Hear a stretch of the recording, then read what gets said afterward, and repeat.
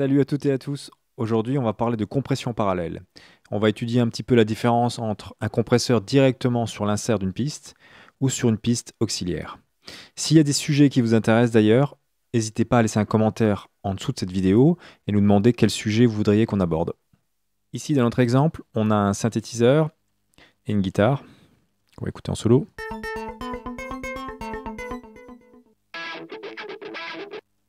Voilà, la guitare est très mono. Enfin, elle est totalement mono même. Et on va la compresser en parallèle avec ce synthé. Donc on a deux choix qui se proposent à nous. Rajouter directement en insert sur l'insert le compresseur. Et compresser notre piste guitare par exemple.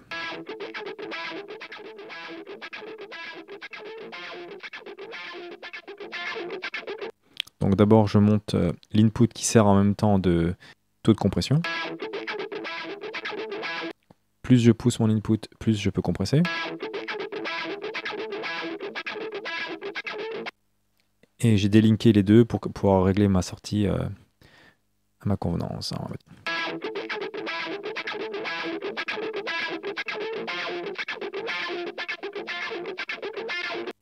Voilà. Ça, c'est la compression directement sur la piste dans l'insert.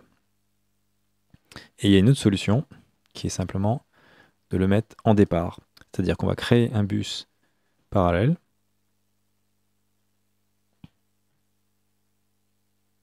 Et sur ce bus parallèle, je vais y mettre un compresseur.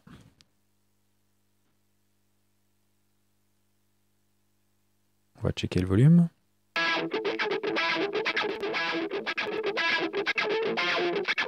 Donc là, il envoie à moins 6 dB, donc il est moins fort, donc il faut que je pousse plus la compression. Donc, au lieu d'avoir 100% de la guitare qui passe à travers le compresseur quand on le met en insert, en parallèle, le signal est dédoublé. Une partie va vers la sortie de la tranche et l'autre partie du signal dédoublé dans ce bus parallèle. Donc, il n'y a qu'une partie du signal qui est compressée. Alors, ça, c'est le compresseur parallèle sur le bus juste à côté. Donc, on va l'appeler comp parallèle. Et donc ma guitare reste intacte sur la moitié du signal et sur l'autre moitié, elle est compressée. Voilà ce que ça donne dans le mix. Donc sans compression parallèle. Maintenant j'ouvre la compression parallèle.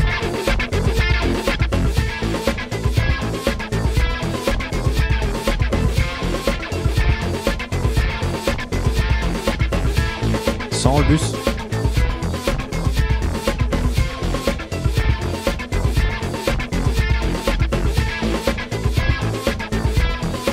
Avec. Alors bien sûr, en plus de l'ajout en volume, puisque ces pistes sont parallèles, donc il y a un dédoublement du signal, on a aussi une augmentation de la profondeur, puisque le compresseur va mettre une partie du signal en avant, et le signal non traité reste lui à sa place, ce qui va donner un petit peu plus d'ampleur à l'instrument. On va l'utiliser aussi sur ce synthé. Pareil, on va voir sans et avec.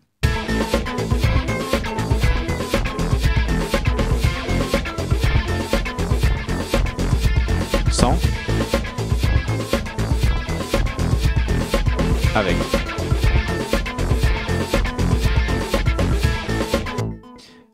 Le compresseur va ramener l'instrument vers nous. Il va être plus proche de nous. Il va être plus direct, comme s'il sortait un petit peu des haut-parleurs. Ça, c'est la partie compressée. Par contre, si on compressait seulement en insert, on aurait 100% de ce signal qui est compressé. Donc on n'a que l'instrument qui est compressé qui est remis en avant.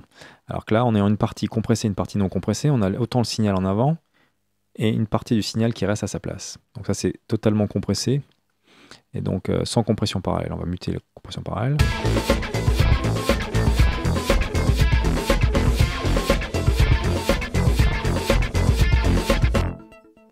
Et la même compression, mais en parallèle.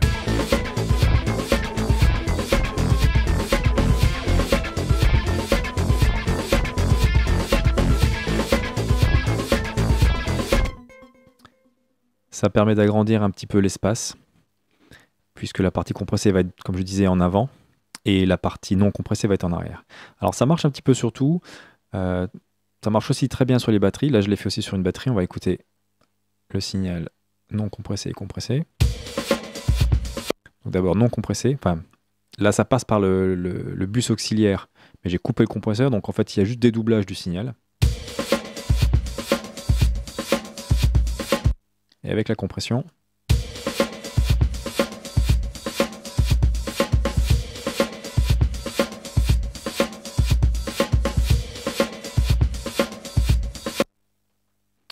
Donc en fait, le signal non compressé reste à sa place.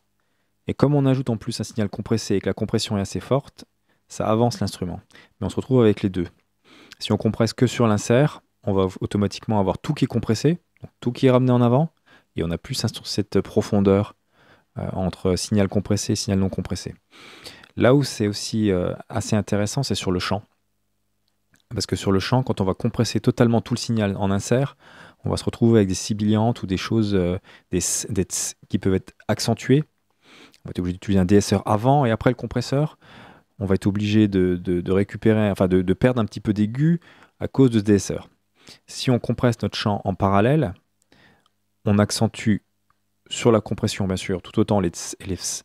Mais comme on a encore le signal direct qui, lui, n'est pas compressé, ou ça, ce n'est pas exagéré, exacerbé, on gagne un petit peu en correction de DSR. Ça permet d'avoir quelque chose de plus fluide. Et donc, comme le signal direct vient toujours à nous, il y a un côté un peu plus naturel grâce à cette compression parallèle. Et donc là, sur le chant, on a fait exactement le même procédé. Insérer sur un bus un compresseur. Donc c'est la compression parallèle. Et à ce moment-là, je me suis débrouillé pour avoir à peu près les mêmes niveaux avec et sans le plugin. Donc là, il y aura le signal qui sera doublé en passant par l'insert, enfin passant par la piste normale et en même temps par le bus parallèle. Mais effet éteint. Et quand je le rallume, j'ai à peu près le même niveau. Donc on va pouvoir juger les deux. Donc d'abord, c'est sans compression parallèle sur le champ lead.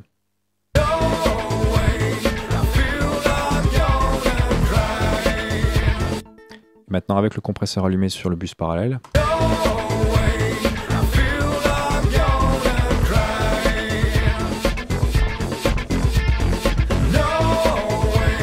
Sans.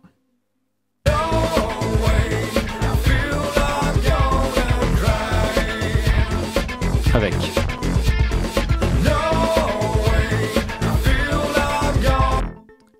Comme le signal compressé est ajouté au signal normal, on a l'impression que le champ est beaucoup plus précis, qu'on arrive mieux à savoir où est-ce qu'il est placé dans l'image stéréo.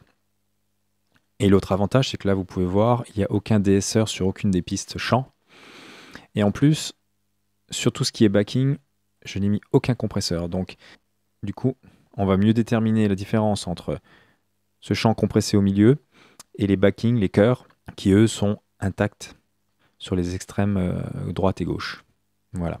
Petite remarque, j'ai utilisé des bus parallèles différents pour la batterie, un autre pour les instruments et un dernier pour le chant. Il faut éviter de mélanger tous les instruments dans le même bus parallèle. Ils ne sont pas tous optimisés au même réglage, donc il ne faut pas hésiter à faire des bus séparés selon le type d'instrument. Si la vidéo vous a plu, pensez à liker, vous pouvez même partager, vous pouvez cocher la petite cloche pour être prévenu à la prochaine vidéo, vous abonner, et à très bientôt. Ciao ciao!